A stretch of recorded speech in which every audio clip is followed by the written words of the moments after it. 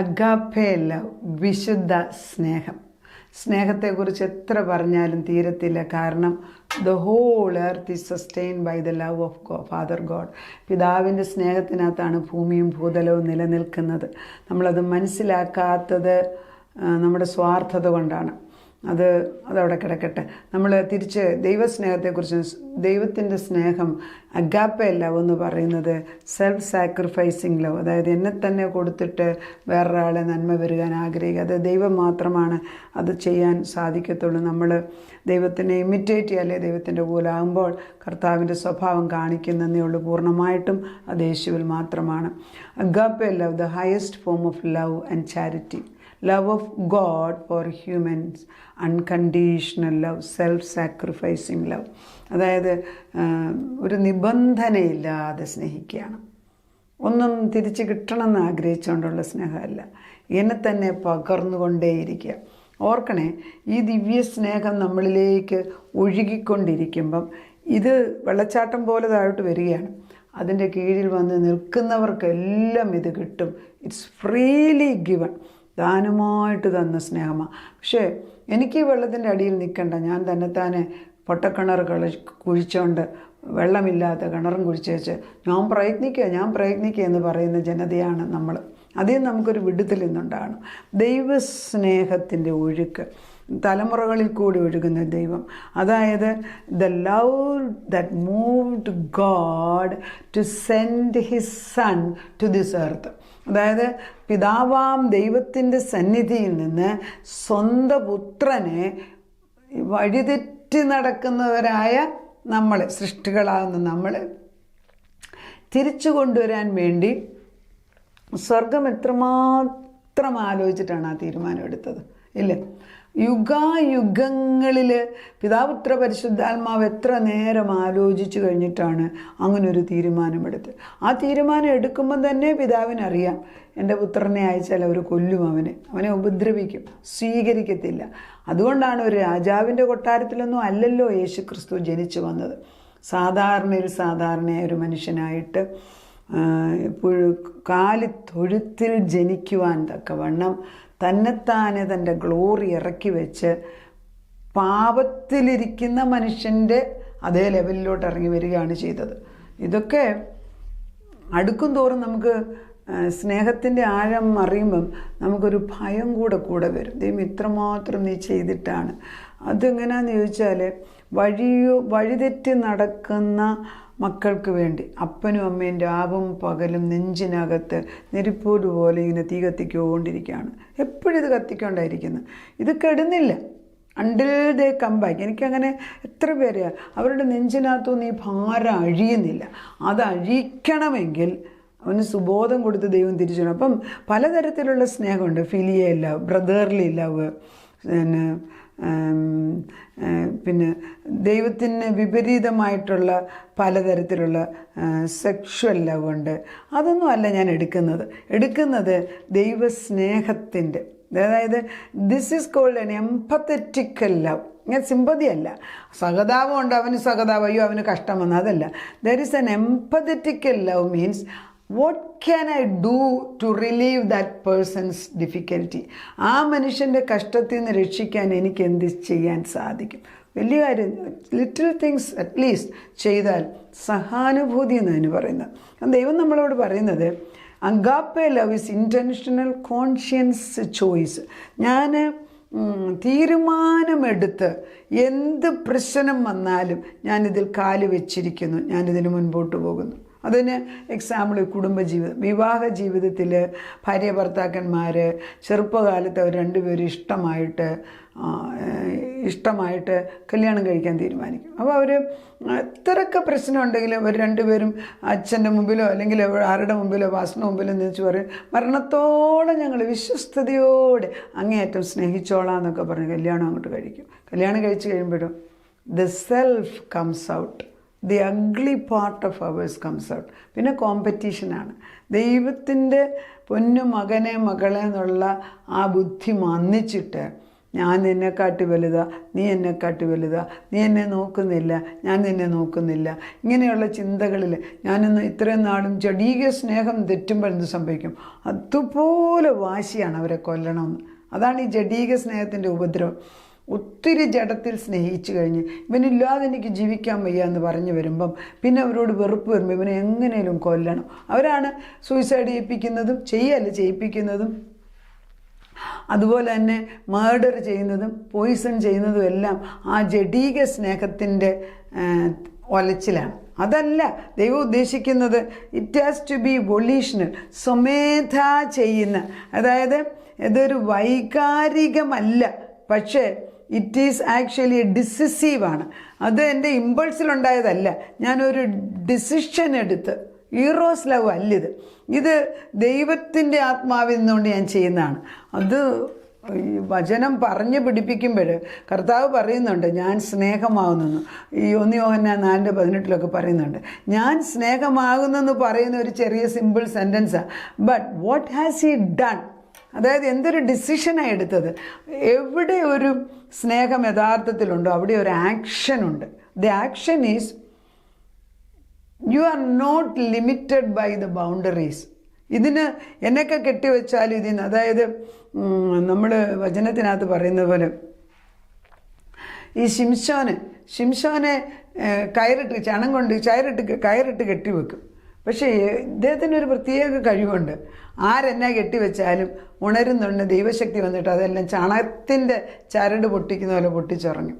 കാരണം എന്നൊക്കെ കെട്ടിയാലും ആ കെട്ടിന് ബലമില്ല. അപ്പോൾ ആത്മാവിൽ കാണേണ്ടത് ഈ വചനം കേൾക്കുന്ന അനേക കുടുംബങ്ങളിൽ അവരുടെ ഞാൻ പ്രാർത്ഥിക്കുമ്പോൾ പലപ്പോഴും കാണുന്നതാണ് ഈ ചുമന്ന ചരട് കൊണ്ട്, പിന്നെ നീല ചരട് കൊണ്ട് ഒരു വ്യക്തി അങ്ങനെ വരിഞ്ഞ് വലിയ ചരടൊന്നുമല്ല, വലിയ വടമാണ് നമുക്ക് കാണാം. പക്ഷേ ഈ ദിനംപ്രതി കെട്ടി ഭർത്താവ് ഭാര്യയും കെട്ടി 2 പേർക്കും അനങ്ങാൻ വയ്യ. പിന്നെ 2 പേർക്കും കണ്ണെടുത്താൽ കണ്ടുകൂടാ. ചെറിയ കാര്യത്തിൽ കൂടെ അവരെ നമ്മൾ നിരുത്സാഹപ്പെടുത്തി ദൈവത്തിന് വിപരീതമായി അവരെ അക്യൂസ് ചെയ്ത് കുറ്റം പറഞ്ഞ് ആ സ്നേഹത്തിൻ്റെ ഒരല്പമുള്ളതുപോലും കെടുത്തിക്കളഞ്ഞേച്ച് നീ ഒരു രാക്ഷസനെ പോലെ, ഒരു രാക്ഷസിയെ പോലെ ജീവിച്ചേച്ച് പറയും അവളെന്നെ സ്നേഹിക്കുന്നില്ലെന്ന്. എന്താ വിശുദ്ധ സ്നേഹം? ദൈവത്തിൻ്റെ വിശുദ്ധ സ്നേഹം, ദൈവം തൻ്റെ പുത്രനെ ഭൂമിയിലേക്ക് അയച്ച ആ സ്നേഹം നമ്മളിൽ ചെറുപ്പകാലത്തുണ്ടായിരുന്നത് മാറിപ്പോയി. കാരണം ഒരാൾ വേറൊരാളെ കുറ്റം പറയുമ്പം അതിനാണ് ഒരാളുടെ തേജോവധം എന്ന് പറയും. അവനൊരു തേജസ്സുണ്ട്, ഒരു വ്യക്തിയിലൊരു തേജസ്സുണ്ട്, ചെറുതോ വലുപ്പമോ എന്നല്ല, ഒരു മനുഷ്യനിലൊരു തേജസ് ദൈവം അതിനെ വധിക്കുകയാണ്, ദിനംപ്രതി വധിക്കുകയാണ്. അത് ചെയ്യരുത്. അത് പ്രേയർ ഗ്രൂപ്പിൽ ഞാൻ കാണുന്നുണ്ട്. സ്ത്രീകൾ ഒന്നിച്ച് 4 പേര് കൂടിയും ഞാൻ കാണും. Because it's very simple. മറ്റുള്ളവരെ കുറ്റം പറയാൻ, എൻ്റെ കുറവ് ഞാൻ മാറണം എന്നല്ല, മറ്റുള്ളവർ. അത് നമ്മൾ എൻകറേജ് ചെയ്യല്ലേ. മറ്റുള്ളവരുടെ കുറ്റം ഉണ്ടെങ്കിൽ അവർ ദൈവത്തിൻ്റെ അടുക്കൽ ചെന്നല്ലേ നമുക്ക് പ്രാർത്ഥിക്കാം. അപ്പം കർത്താവ് പറയുന്നുണ്ട്, ഞാൻ സ്നേഹിച്ചതുപോലെ നിങ്ങൾ സ്നേഹിക്കണം. അതെങ്ങനെ ഒക്കുന്നത്? അതുകൊണ്ടാണ് യോഹന്നാൻ്റെ സുവിശേഷം 3:16 വാക്യം നമ്മളെ എപ്പോഴും മനസ്സിനകത്തിരിക്കേണ്ടത്. തൻ്റെ പുത്രൻ, പിതാവാം ദൈവം തൻ്റെ ഏകജാതനായ പുത്രനിൽ വിശ്വസിക്കുന്ന ഏവനും നശിച്ചു പോകാതെ നിത്യജീവൻ പ്രാപിക്കേണ്ടതിന് ദൈവം അവനെ നൽകുവാൻ തക്കവണ്ണം എന്നെ സ്നേഹിച്ചു, ലോകത്തെ സ്നേഹിച്ചു എന്ന് ഇവിടെ എഴുതിയിരിക്കുന്നു. ദൈവം തൻ്റെ പുത്രനെ ലോകത്തിൽ അയച്ചത് ലോകത്തെ വിധിപ്പാനല്ല, ലോകം അവനാൽ രക്ഷിക്കപ്പെടുവാനത്രേ. അവനിൽ വിശ്വസിക്കുന്നവന് ന്യായവിധി ഇല്ല. ഇതൊക്കെ ആരോടാ പറയേണ്ടിയ ദൈവമേ? തൻ്റെ ഏകജാതനായ പുത്രനിൽ വിശ്വസിക്കുന്നവന് നിത്യമായ ജീവനെ തരുന്ന സ്നേഹത്തെയാണ് ഞാൻ കാണിക്കുന്നത്. അതായത് ഈ ദിവ്യ സ്നേഹം വീഴുമ്പോൾ ക്രിസ്തുവിൻ്റെ സ്നേഹം, തൻ്റെ രക്തം നമ്മുടെ മേൽ പുരട്ടി നമ്മളെ കഴിയുമ്പം ഒരിക്കലും പാപം ചെയ്യാത്ത സ്റ്റേജ് നമ്മളെ അങ്ങോട്ട് നിർത്തുകയാണ് പിതാവിൻ്റെ മുമ്പിൽ. Can you imagine that? ഒരു പാപവും ഇല്ലാത്തൊരു സ്റ്റേജിൽ, അങ്ങനെ ഒരു സ്റ്റേജ് നമുക്ക് ചിന്തിക്കാൻ പാടാം. പക്ഷേ ഒരു വെള്ള പേപ്പർ പോലെ നമ്മുടെ ഹൃദയമാക്കി അവിടെ ജീസസ് ഈസ് ലോർഡ്, ദൈവമാണ് എൻ്റെ രക്ഷകൻ കർത്താവെന്ന് എഴുതിയ ഒരു പേപ്പറുമായിട്ട് അല്ലെങ്കിൽ ഹൃദയവുമായിട്ട് പിതാവിൻ്റെ മുമ്പിൽ നമ്മളെ കൊണ്ട് ഡിപ്പിക്റ്റ് ചെയ്ത് നിർത്തുന്ന പുത്രൻ്റെ സ്നേഹം. ഞാൻ ചിലപ്പോഴൊക്കെ ദൈവത്തോട് ചോദിക്കും, കർത്താവേ ഇത്ര ക്ഷമ നിനക്കുണ്ടല്ലോ എന്ന്. ശരിയല്ലേ? ഇപ്പം ഫേസ്ബുക്കിലൊക്കെ നമ്മൾ ചിലപ്പോൾ അറിയാമെന്ന് നോക്ക്, മ്ലേച്ഛത ആഫ്റ്റർ മ്ലേച്ഛത മാത്രമേ ഉണ്ട്. എന്തെല്ലാം നമുക്കങ്ങോട്ട് ഡിപ്പിക്റ്റ് ചെയ്യുന്നത്. അപ്പനെന്നില്ല, മക്കളെന്നില്ല, സ്ത്രീയെന്നില്ല, പുരുഷനെന്നില്ല, മനുഷ്യൻ മൃഗത്തെക്കാട്ടിലും മോശമാണ്. അതൊക്കെയാണ് യങ്ങർ ജനറേഷൻ എന്ന്. അവർക്ക് എവിടെ നീതിബോധം, ന്യായബോധം ഉണ്ടാകുന്നത്? എവിടെ? റൈറ്റ് ആൻഡ് റോങ് എങ്ങനെ ഉണ്ടാകും? സോദോം ഗോമറയെക്കാട്ടിലും നാശത്തിലേക്ക് പോകുമ്പോൾ കർത്താവ് വിളിച്ചു പറയണം, എൻ്റെ സ്നേഹം വിശുദ്ധമാണ്. I am holy, I am a holy God. നിങ്ങൾ സ്നേഹിക്കുന്നത് എൻ്റെ സ്നേഹത്തിൽ വേണം, അല്ല ചുമ്മാ നിങ്ങളുടെ ഇഷ്ടത്തിനല്ല. അതാണ് ഒരു ഒരു ഒരു സ്വമേധ ഞാനൊരു തീരുമാനമെടുത്ത്. This love is called out of one's heart by the preciousness of the object we loved. അതായത് ഞാൻ സ്നേഹിക്കുന്ന വ്യക്തിക്ക് എന്തുമാത്രം പ്രസക്തിയുണ്ടോ അതിൻ്റെ അളവ് എൻ്റെ സ്നേഹത്തിൽ കാണിക്കും. കടലും മലയും ചാടി അപ്പുറത്ത് കടക്കണമെങ്കിൽ സ്നേഹം വലുതാണ്, അപ്പുറത്ത് പോകും നീ. അതല്ല അങ്ങോട്ടും ഇങ്ങോട്ടും കുറ്റം പറഞ്ഞുകൊണ്ടിരിക്കുന്ന സ്നേഹം കെടുത്തിക്കളയുന്നതാണെങ്കിലോ അത് പിന്നെ വാശിയും വൈരാഗ്യം, അത് കുത്തിക്കൊലയും പോയിസൺ ചെയ്യുന്ന നാശവും. അത് ദൈവത്തിൻ്റെ അല്ല, അത് അസൽ പിശാച് തന്നെ. അത് നമ്മളിൽ ഉണ്ടാകരുത്. അതുകൊണ്ട് സ്നേഹത്തെക്കുറിച്ച് പറയുമ്പം നോക്കേണ്ടത് കാൽവറിയില്ല. Jesus showed it. That is God's love. It's a divine love, ദൈവീകമായ സ്നേഹം.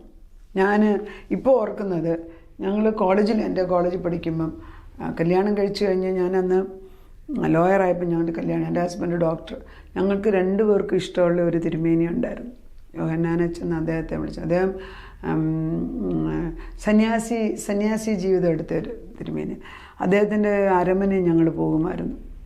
അവിടെ വിസിറ്റ് ചെയ്യുമ്പം അവിടുത്തെ ആ ശാന്തമായ അറ്റ്മോസ്ഫിയർ, ചാണകം കൊണ്ട് മെഴുകിയ അരമന, കപ്പ സൈഡിൽ നിന്ന് അവിടെ വളർത്തിയ കപ്പ പുഴുങ്ങി നമുക്ക് തന്ന് ഭക്ഷണം കഴിപ്പിച്ച് വിടുന്നു. അവിടെ ചെന്നേച്ച് പോയിച്ച് തിരിച്ചു വരുമ്പോൾ ഞാൻ എപ്പോഴും പറയുമായിരുന്നു, സ്വർഗത്തിൽ പോയിച്ച് ഇറങ്ങി വരുന്ന. It was not the luxury, it was just the ordinary life in the ordinary circumstances. ഭൂമിയിലെല്ലാം സൃഷ്ടിച്ച് വെച്ചിട്ടാണ് ദൈവം നമ്മളെ ആക്കിയിരിക്കുന്നത്. ആ സ്നേഹത്തിൽ നമ്മൾ കടന്നു വരണം. അതായത് വിശുദ്ധ സ്നേഹം വരുമ്പോൾ ചെറുതിലും വലുതിലും ഒരേപോലെ അവിശുദ്ധി കാണും. അത് നമ്മളൊക്കെ ഇപ്പോൾ ഈ ആർട്ടിഫിഷ്യലായിട്ട് വലിയ സൗധങ്ങളുണ്ടാക്കി മതിൽ കെട്ടി, കാരണം ഒന്നാമത് പേടി, ജനൽ തുറന്നിടാൻ പോലും പേടിയാണ്. ആ കാലയളവ് ദൈവസ്നേഹം എന്തെന്ന് നമ്മൾ മറന്നുപോയിരിക്കുകയാണ്. At least in our heart we ask God, ദൈവം നിൻ്റെ വിശുദ്ധ സ്നേഹം കൊണ്ട് ഞങ്ങളെ നിറയ്ക്കണേ.